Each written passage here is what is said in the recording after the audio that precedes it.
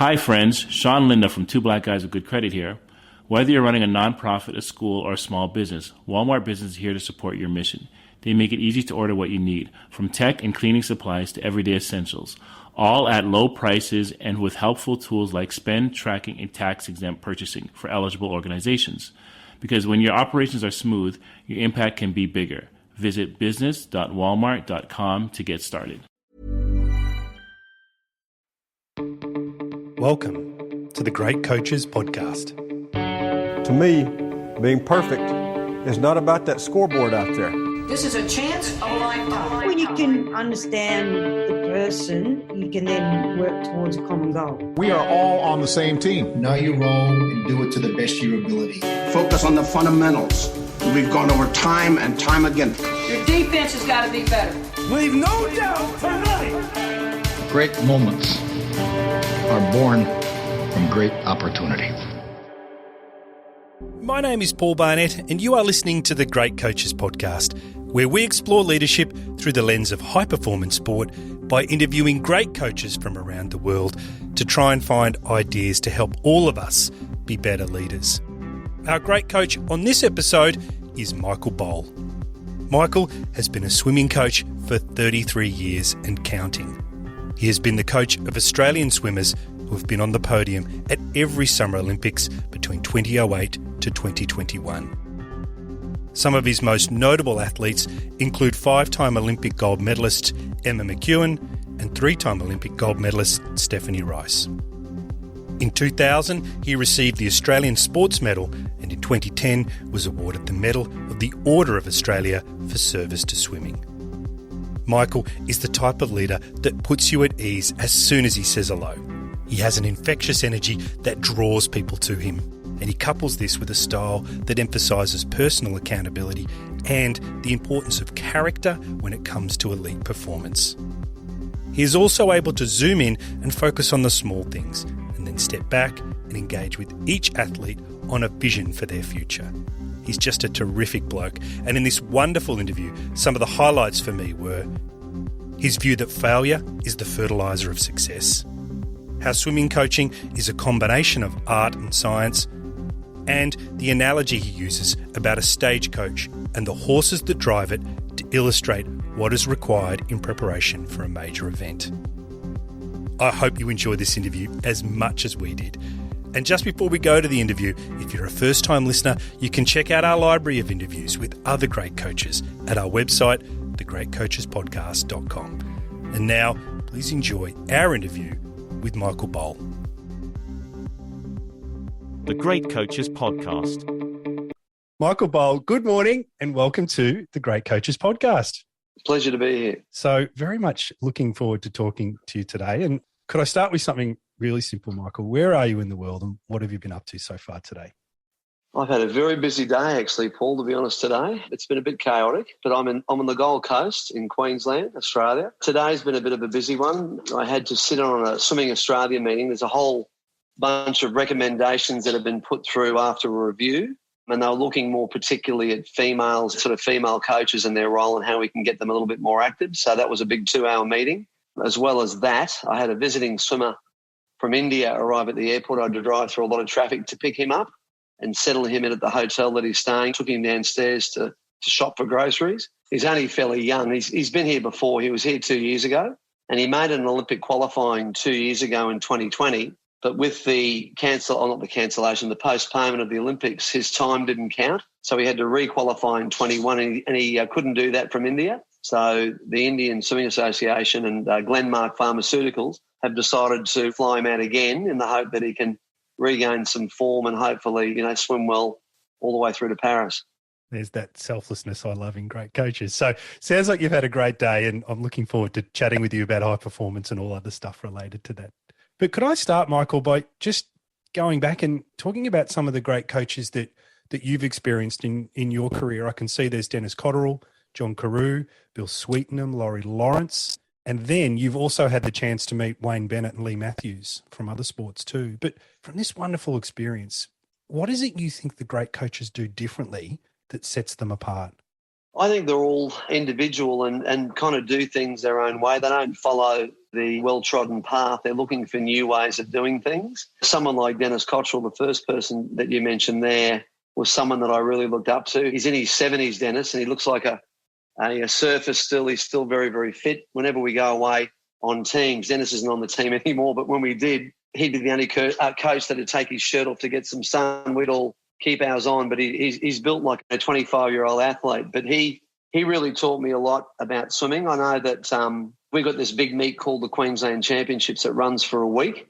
And any meet that runs for a week, there's going to be dead moments of time where you've got no one swimming. My first port of call was always to go over to Dennis and spend half an hour here, half an hour there, just picking his brains about coaching and his beliefs, his experiences, training sets, a whole range of different things. And there's something that I still use to this day. So we're very, very lucky in Queensland to have the high level of coaches that we've had. Bill Sweetenham, Laurie Lawrence, John Carew, Joe King, Scott Volkers, Stefan Vidmar, the list goes on, Simon Cusack, Shannon Rollison, Vince Raleigh. They're all Olympic medal winning coaches, and there's a great history with Olympic swimming in Queensland, and the people that have gone before us have been very generous with what they've shared, and I think it's really helped fast track a lot of us coaches that are around my age and maybe even a little bit younger. They're very, very grateful to the influence that they've had on me.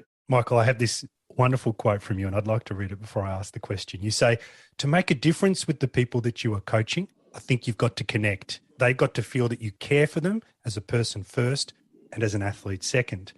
And it made me wonder, in the context of this quote, what is the role of a coach at elite level swimming?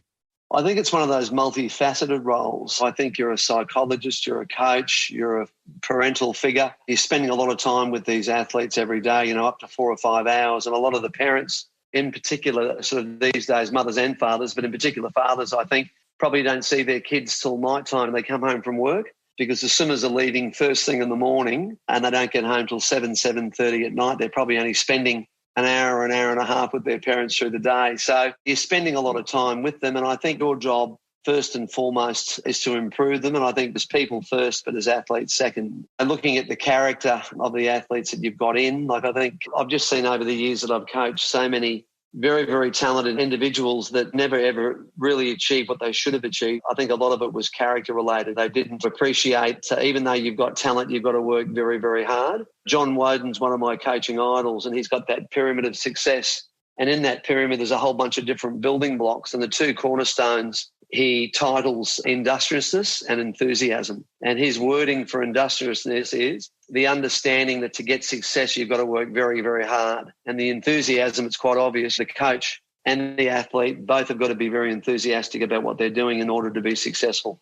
So you've been coaching for 33 years, not a short period of time, but you must have seen a lot of innovations, a lot of change over that period. What are some of the most impactful changes in innovation that you've seen? As I coach more and more, I guess, you're learning every year. And I think probably a couple of things. I think the biomechanics side of things, the skill acquisition, starts, turns, and finishes are very, very important. Like when you get to that Olympic level, you're watching races that are won and lost by 100th of a second. I think Kyle Chalmers was second by 3/100ths of a second to Caleb Dressel. And when you look at the individual 100 freestyle, Kyle's swimming speed is faster than Caleb's, but Caleb's start, his turn and his finish, the more you coach, the more you realise it's those little 1% things that make a difference at the end of the day. So I think that the sports science, I think swimming coaching in my mind is a combination of an art and a science. And I think sometimes the balance is very even, and then other times I think it's more of an art. I think if you look too much and follow the science too much, you can't see the trees for the forest. I think your experience over the amount of time you've been coaching helps you make decisions every single day. So I think that wealth of experience, that library of training sessions, going to competitions and watching people race under pressure, when you get in the heat of the battle at meets like Olympics and World Championships, you're always reflecting and drawing upon experiences that you've had in the past. And, they're not in textbooks. You get that experience by doing, by failing, by learning. So I value very highly the art part of it, but I also understand and get how important the sports science part is. And I think the other side of the science, we as coaches have to have a fairly basic understanding of physiology. So I think that is a gimme. If you're going to write the programs and you're going to lead your troops to battle, you've got to get them swimming fast and you've got to get them enduring. So they've got to have a good amount of endurance and a good amount of speed, and it's finding that right recipe for each of the individuals that you've got in your program. You had Bill Sweetenham on the podcast, and Bill was my old coach. And, back when I was swimming, not only Bill, but every coach gave every swimmer exactly the same thing. Whether you're a 50-metre swimmer or a 1,500-metre swimmer, everyone did the same thing. And I think post-2000, sports science kind of taught us a little bit more about being a little bit more specific and trying to train those energy zones that are going to improve the athletes that you've got. So it's using that sports science, not seeing it as being the panacea, but just using bits that you want to use to help make your athletes swim a little bit faster. Michael, you said two really interesting things there. You talked about a wealth of experience and endurance. So 33 years gives you the right to talk about endurance, but I want to jump into this wealth of experience bit because I've heard you say on multiple occasions it was your non-performance at the Olympic trials which has become one of the drivers for you as a coach. Can you tell us a little bit more about the motivation that you took from that experience that now drives you forward? You're bringing back a very sore point, Paul. But I'm sorry, Michael. I will talk about. No, that's all right. No, 1980 Olympic trials, I still remember it like it was yesterday. I just didn't swim as well as I'd planned to swim at that trials. And Swimming Australia took a very small team to Moscow. It was when that war was on, and US didn't send a team at all, and Australia sent really a half team. They picked about 17 swimmers. Normally they pick 30 to 40 athletes, but they picked a very, very small team. And I think from memory, I got a second and a third or a fourth, I think it was, at those trials back then, and obviously didn't get selected in the team. And that really hurt me. I didn't want to swim anymore. I still remember punching a hole in my parents' bathroom. I was so upset with how I swam down in Melbourne. It just stuck with me for a long time. And I was given a bit of a life raft by Southern Illinois University in the States. Bob Steele was the coach there back in the early 80s. They were a top 10 university at NCAA back in those days. And he sent a couple of Australians a bit of a lifeline and sent invitations for 3 of us to go over. Only 2 of us went. Anthony Byrne, who's still over there, one of Bill Sweetenham's ex-swimmers as well, and myself, we both went over. And that was really the stadium for me. It was something very different, something I really loved, the challenge of racing short course, and did reasonably well over there. Luckily enough, came back, swam in the 82 games on the Australian team, which was a very, very sort of memorable experience. And then 83, I was swimming really well again. I was number 1 in Australia in 3 events. All was looking good for the 84 trials. And I know, thinking back, I just put too much pressure on myself to make this team. 80 was such a letdown. Every minute of every day was me spending time just thinking about making this Olympic team. I was just building it up to be the biggest thing in the world, and once again didn't perform up to the level I should have. Top in 3 events, 200 medley, 400 medley, and the 200 back the year before the trials in 83, and was just very, very ordinary in 84. So I think that failure from my end was the catalyst. One of my favourite sayings is, failure is the fertilizer of success. And I think that to me was something that really triggered something in me. And I didn't know it immediately, but when I decided to start coaching, which was by accident in 1987, once I had a taste of preparing swimmers for the 88 Olympic selection trials, that was the thing that I knew I wanted to do. I wanted to become a swimming coach, and I've been coaching every year since then. I've read where you've said on multiple interviews that becoming a swimming coach was an accident, but there's something in your story when I read through it. There's 2 themes that really come through for me, a non-swimming person and an outsider. First theme is helping people deal with anxiety, and the second, self-belief. I want to dive into self-belief first if I can. You had a conversation with Stephanie Rice when she was a teenager, and you talked about what she was going to achieve and where she was going to go. And I know years later, she recalled that conversation to you word for word. So there was something in there about you recognizing the need for her to build this belief, this vision, and you helping her build that as well. So I wanted to ask you very broadly, what have you learned about the role that belief plays in us as human beings? Well, I think if you want to achieve everything, you've got to believe. You can do 8 hours of swimming training a day, 11 months of the year, and line up at the end of the season and still not perform well if you don't believe. I think the preparation and the work that you do is a major part of it. And I sort of talk about the neck up and the neck down.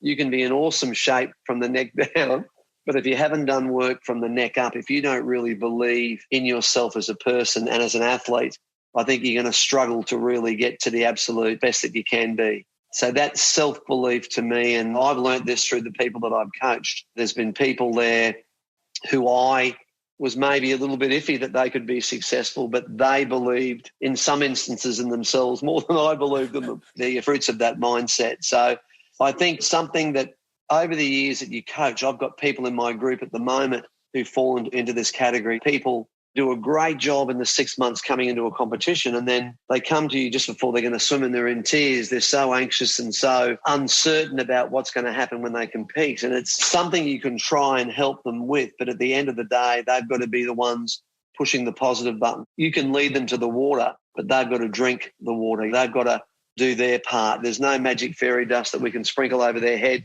and get them believing. They've got to be a willing party there when it comes to the belief state. It's a real two-way process. I think we as coaches must instill that belief in the charges that we've got working underneath us, but they've got to be big believers as well. I couldn't find a specific quote around managing anxiety from any of you swimmers, but I did find this one from you. And you say the focus is to keep them relaxed. I think that is the most important thing you can do as a coach as you gear up in competition.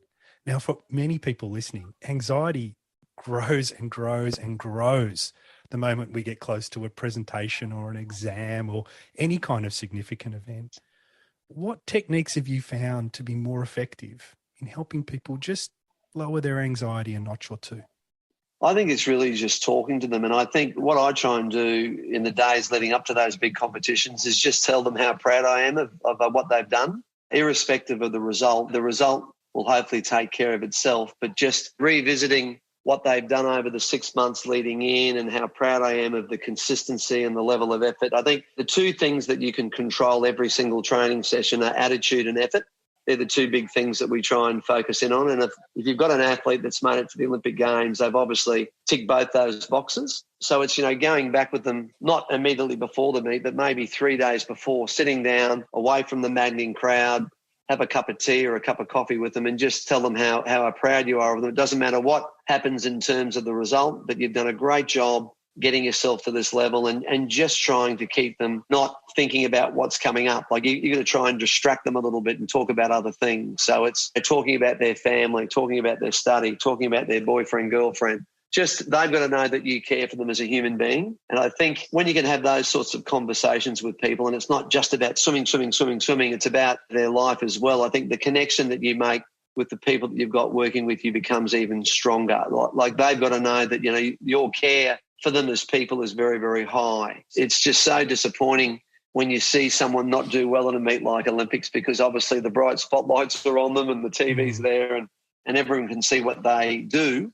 And I think there's those external things as well with meets like the Olympics, like all their friends and all their family and all their buddies from school. They think that going to the Olympics and getting a medal is something that's common practice. In every event in swimming, there might be 80 people doing the 200 backstroke. 16 make it through to the semi-finals, 8 make it through to the finals. And we're talking about the world. We're not talking about Australia or just Great Britain or Sweden. We're talking about the whole world. Like everyone who's doing that event that's qualified is there. They're there for that event every 4 years. And it's very, very normal for that anxiety to be up very, very high. But as I said, I think it's just the dialogue, just talking to them. I kind of look for signs of the behaviour that they don't normally do. Like if you've got someone who's a real social butterfly and then 3 days before the meet they're over on their own, they're not talking to anyone, that's when the alarm bells go off on me and I make a beeline for that person and I start to talk to them about it. I think it's a mistake to sweep it under the carpet. If you see that behaviour that's not the same as they normally are, then I think you've got to address it and you've got to talk about it. It's okay to feel like that. It's very normal. And then I can talk about the Stephanie Rice story. She was in tears before she swam and still got up and won that Olympic medal. One of my favourite stories actually is from a swimmer called Daniel Kowalski, who got a silver medal in the World Championships in 1994. And he got a very bad case of vomiting and diarrhoea a couple of days before the meet. And Don Talbot, who was our head coach, met with the doctor, Brian Sando, and the doctor said, look, no way can this boy swim. He's lost 6 or 7 kilos in 2 days. He's vomiting. He can't control his spewing and pooing. Sorry about that, everyone. But he wasn't in control of himself. There's no way he can swim. So Don said, Daniel, you're not swimming. And Daniel said, I'm swimming. And he hopped up and swam. He placed second behind Kieran. Kieran won it, he got second. And he went 14.53 for the 1500. And the next 7 years that he swam healthy, he never, ever went quicker than he did that day. He was violently sick and lost all that weight. So when you have an athlete come up to you and say, look, I'm not feeling well and I've got a bit of a sniffle, the Daniel Kowalski story comes out of the library and you share those experiences with your athletes. So it's being able to draw on those experiences. And Daniel wasn't my swimmer. He was one of Dennis Cottrell's swimmers, but everyone knows the story about that. Another good one is a Kieran Perkins story I love. Apparently, I wasn't at the 96 Olympics, but at the 96 Olympics, Kieran was battling for form. He swam the heat. He qualified in last position. He made the final by about 0.2 of a second, just scraped in very narrowly. And Greg Norman happened to be at the pool that day, right, the famous Australian golfer. And he was on pool deck, and Kieran had just finished his heat, and all the coaches were talking to Greg, and Greg was saying, how do you think about Kieran's chances tomorrow in the final? He's got in. And every coach to a man said he's got no chance. He's way out of form. He's about 25 seconds over his best time. He's just scraped in. There's no way he can win. And then Greg just nodded his head, and he walked over to Kieran and spoke to him for about half an hour. And then he came back to the group of coaches, and the coaches said, what did he say, Greg? And Greg said, he's going to win that tomorrow. And they all started laughing. And we all know that Kieran hopped up that next day and just led from start to finish, won the 1500. It was just a fantastic swim. So, those reversals of form. I have to ask. Sorry? What did he say? He just said that he felt he had one of his ribs he felt was a little bit out, and his physiotherapist, Roger Fitzgerald, was on the team. And Roger twiddled around there for 45 minutes or so after his heat and sorted it out. And Kieran felt that the rib thing, plus the fact that he didn't shave down, so they were the two things that he felt was going to make the difference when he hopped up in the final there that next night. In his dialogue with Greg, he was very convincing to Greg, and Greg came back and said he's going to win it.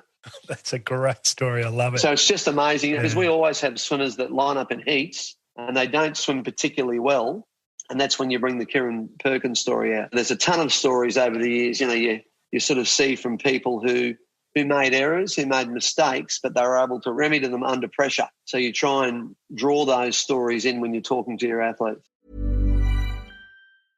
What's up? It's Sean Linda from Two Black Guys with Good Credit. If managed supply runs is still on your to-do list, here's your science upgrade. Walmart Business has the tech, tools, and services that make it ridiculously easy to stock up for your office or team. Think scheduled deliveries, multi-user accounts, and even IT setup. Bonus, with a Walmart Business Plus membership, you get free shipping, spend analytics, and 2% rewards. Join the smart way to shop at business.walmart.com. Terms apply. The Bleacher Report app is your destination for sports. Right now, the NBA is heating up, March Madness is here, and MLB is almost back. Every day there's a new headline, a new highlight, a new moment you've got to see for yourself. That's why I stay locked in with the Bleacher Report app. For me, it's about staying connected to my sports. I can follow the teams I care about, get real-time scores, breaking news, and highlights all in one place. Download the Bleacher Report app today so you never miss a moment. When talking about mental toughness, you said first and foremost, it's about enthusiasm, a desire to want to come to training and get better. But what I wanted to ask you is, how do you handle it when enthusiasm wanes? Because there's a lot of people that experience that, particularly through COVID. Have you found a way of just slowly pulling them back in? Well, I think it's about accountability. They've got to be accountable. It's no good saying you want to perform at this level and come along on a day-to-day basis and be here. I actually gave my swimmers a talk 2 nights ago that I'll share with you. We came back from the New South Wales Championships on Monday, and we had a session Monday afternoon. And I was just talking about the next 10 weeks. I think it's important to give them the vision of what's coming up so they can put it in their own mind. Okay, what's coming up? I've got 4 weeks to the next competition. Then after that next competition, there's another 6 weeks through to the trial. So it's a 4-week block and then a 6-week block. And when I said to the athletes on Monday night, I said, I drew a stage coach up on the whiteboard. You know those stage coaches with the big wagon wheels on them? And I said, the stage coach, it can be a really fast-moving vehicle, but to drive it fast, there's got to be a horse up the front. And I said, over this next 10 weeks, your aim is to put 10 horses. Every week is a horse. You've got to put 10 horses at the front of your carriage, and your other competitors, they've all got carriages as well. And if they've only got 2, if they've done 2 good weeks or 3 good weeks or 4 good weeks, in theory, your carriage is going to travel twice as fast as the other person's carriage. You can't control how many horses that person gets. The only person's horses that you can control is your own. So this next 10 weeks on Saturday morning, I'm going to be saying to you, Paul, can I put your horse at the front of your carriage? That's 1, that's 2, that's 3 as the weeks go by. So I think, those little stories are just a bit more tangible for the kids, and they seem to resonate. I think that's one of the things that we've got to try and do as a coach. You're trying to make that connection. You're trying to get them to understand the importance and the relevance of their training sessions, not just the week, but every day. The 10 sessions you're doing from Monday to Saturday, it's not about just being there for the 2 hours. It's really about what you're doing. So if you've got aims and ambitions of making Australian teams, that comes with a lot of responsibility. You've got to be able to, if you're talking the talk, you've got to be able to walk the walk. So you know what the standard as a coach has got to be for them to get to that high result. It's no good reaching for this and be training at this level. You've got to fill in the gaps and you've got to pull yourself up. There's no other way to do it. I pull the fairy dust out of my pocket and sprinkle it over your head and get you to swim fast. It's you coming in and putting in great effort, having a great attitude, and those two things combined together. They can't guarantee success, but you're putting yourself in the best possible position to do something special. I was very interested to read about the fact that as a swim coach, you often can't accompany your swimmers to the meets that they're going to. And so part of your job is to teach them good self-management and discipline skills, which is, of course, important to everybody. So I wanted to ask you, what have you learned about the link between self-management, discipline, and ultimately performance? Well, I think they're all up to the individual. You've got to be there taking responsibility as an athlete yourself. I mean, there's a couple of good stories in that one. Kyle Chalmers recently broke the world record in the 100 freestyle short course metres. He was over in Europe for 2 months and his coach wasn't even over there, and he hopped up and broke the world record. So that's testament to Kyle just didn't rock up and swim the world record. He would have been over there training without his coach. His coach, I'm sure, would have been writing sessions and giving him guidance. But when your coach is in there watching you, if you're not pushing and pushing hard, there's no way you'll get up at the end of it and break the world record. So that's performance in action, isn't it? He's not just talking about doing stuff, he's actually doing. One of the swimmers that I used to coach, I don't anymore, Mitch Larkin, swam his best ever swims when I wasn't over there. He went to a World Cup in Dubai and went 53-1 and won 53-1 in his backstroke races, which to this day are still his best ever times. So I'm not sure whether that's testament to Mitch being a great self-managed athlete or whether it's me being a dud coach. Every time I've been away with him, I wasn't able to get the best out of him. Or maybe a combination of both. I think the results you've got might indicate that you're not a dud coach, but I'll leave that up to you to make a decision on. Michael, you enjoy interacting with other coaches. I've seen pictures of you with other coaches. You've talked about them on this interview, and I have a quote actually, which is, I want to play back to you before I give you the question. You say, it's just fascinating hearing the backstory. You think it's just a dream run for them, but when you sit down and talk to the coaches, you realise some of the hardships that they went through. And it's interesting because this theme of struggle runs through a lot of interviews with you, this whole idea of working hard. You referenced it earlier on, working hard, being consistent, showing up. But I wanted to flip it around a little bit and ask, is there anything that you've uncovered or anything that you've reflected on when it comes to the line between perseverance and perhaps obsession? Oh, that's a tough question. I think it's a good question. I just love talking to coaches, as you said, and listening to what they've done and the struggles that they've been through. I know this isn't a coach, but Brooke Hanson, the swimmer that swam for Australia and got that silver medal in 2004. If you go back through history and look at the 96 trials and 2000 trials, she missed both those teams by less than a tenth of a second. And, third time lucky, she bobs up and jags not only an Olympic spot, but she gets second in the 100 breaststroke at the Olympics, beats Liesl Jones and gets a gold medal in the 4x1 relay. I just love those stories of struggle and just coming out the other side triumphant. I don't really like telling people to stop. I think it's got to come from them. They've got to have the choice. They've got to have the desire. They've got to be the ones controlling what they do. I think my job as the coach is to really just help to try and set the pathway clear for them to try and achieve what they want to achieve. And, not everyone in your group can make the Olympic team, can win Olympic medals. Like the group that you've got's more about that. I've got 20 swimmers in my group at the moment, and they're all not going to make the Olympic team, but they're all a really important part of what we do. If you were to talk to Emily Seebohm or Emma McKeon, they'd both tell you how important that training group that they had going into Tokyo was for them. Tokyo was really, really tough. Both those athletes are older athletes. Emily's 29, Emma's 27. So the extra year really kind of hurt initially both of them because they saw the closure of their swimming being 2020. They were both going to stop in 2020.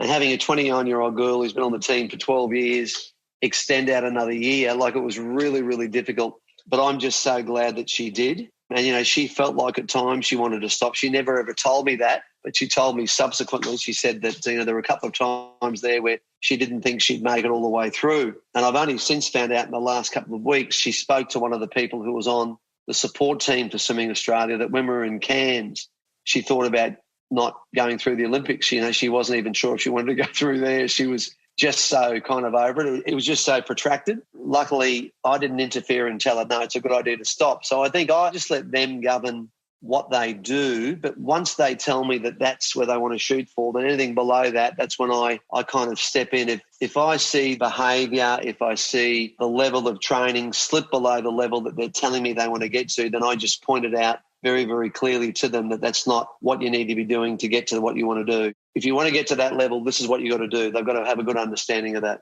Michael, your father was a policeman and your mother helped raise you and your 4 siblings, as well as working other jobs. I read where you said she used to clean buses and so forth.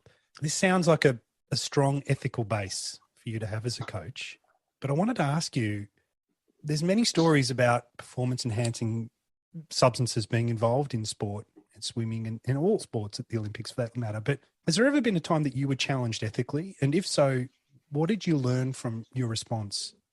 No, I don't think I've ever been challenged ethically. I'm a big believer in it's got to be fair and everyone's, you know, working under the same conditions. I think I get a little bit annoyed, I suppose, when you see people who are testing positive to drugs being allowed to compete at Olympic Games. I just get not very happy with that because, you know, everyone else is playing by the rules, but then there's other people that potentially aren't doing that. And I think that annoys me a lot because, you know, you're working with athletes that are just, you know, over the 4 years between Olympics are just putting themselves in the best position they can and doing it the right way. And then when you see athletes who get caught taking substances still be allowed to compete, it gets my ire up a little bit. I don't particularly like that. So it's never really happened to me where I've been challenged that way. But looking from the outside, looking in, I suppose it's one of the things that is quite sad about sport these days. You see it in a lot of sports. It happened in swimming quite a lot through the 80s and 90s, and I think a good job was done to reel that back in. But you just hope that a lot of those things aren't going on. Like we put a lot of our faith, I guess, in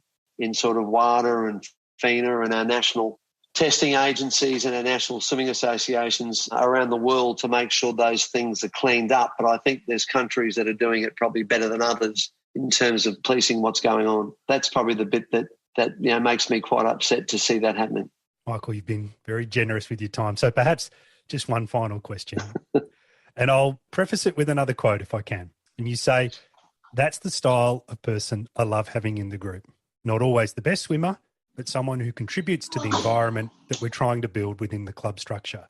Someone who's got the great attitude, someone that's always willing to drop the cycle or push a little bit harder than you're asking. That's the style of the person that I like working with. And if I'm going to have a pool full of people like that, I'll finish coaching a happy man. And it was the last part of that caught my eye, a happy man. So I wanted to ask you, in the distant future, well, you've actually come out and said Paris will be your last Olympics, but at some point in the distant future, when you do finish coaching, what's the legacy you hope you've left? I think you just hope that you make a difference with the people that you've had working with you. Like, it's just nice to hear from people who you've coached in previous years come back and say what a difference you made in their life. And I think not only as an athlete, but as a person. And we've got people that have gone on and done medicine at university and so on and so forth. And there's a group of people who I still keep in contact with. The very first swimmer that I coached onto an Australian team in 1989, Angus Waddell, we still every year, at least once, sometimes twice, we go for a steak and a beer. And I think it's just nice to have those relationships that I've been coaching for a long time, as you said, 33 years. And he was probably in the second or third year that I coached. He was one of the swimmers. I think it was the second year. So I've known him for 31 years, and every year we still get together for a beer and a steak. So I think he's not the only one, but it's just nice, I guess, to have those sorts of relationships with the athletes that you coached formerly. It's nice to hear them say that They couldn't have done it without your influence there, and it's just nice to be a part of it. And we all know that it's a major part as a coach. If you haven't got athletes that have got the talent, haven't got the drive, haven't got the ambition, no matter how good you are or how good you think you are as a coach, if you haven't got that talented, ambitious athlete, you're not going to get any great success. So it really is a partnership, and it's just nice to reflect back, I guess, over the 3 years and look back to a lot of those successful stories that you've had. Michael, thank you so much for your time today. It's been a masterclass in helping prepare Olympic athletes, and I wish you all the luck on the road to Paris. Thanks very much. Pleasure to be there. Hi everyone, it's Mike here, and you've been listening to the great coach, Michael Bohl. Michael has a wonderful way of engaging with people, and some of the other key highlights for me were how he pointed out behaviors when they slip below the standard required for success, how building self-esteem in athletes is a two-way process if it is to be successful, the role that personal character plays in converting your potential to elite performance, and wanting to leave a legacy where he has made positive differences in the lives of people he has coached. I hope you enjoyed it as much as we did. And just before we go, if you have any feedback, then please let us know. Just like Murray Noble, who said, "Great interview, with some lessons for corporate life as well as the local junior baseball team I coach."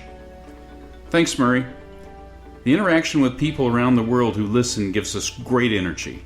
And so if you have any feedback or comments, please let us know. And all the details on how to connect with us are in the show notes or on our website, thegreatcoachespodcast.com.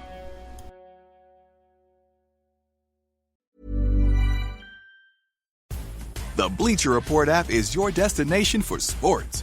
Right now, the NBA is heating up, March Madness is here, and MLB is almost back. Every day there's a new headline, a new highlight, a new moment you've got to see for yourself. That's why I stay locked in with the Bleacher Report app. For me, it's about staying connected to my sports. I can follow the teams I care about, get real-time scores, breaking news, and highlights all in one place. Download the Bleacher Report app today so you never miss a moment.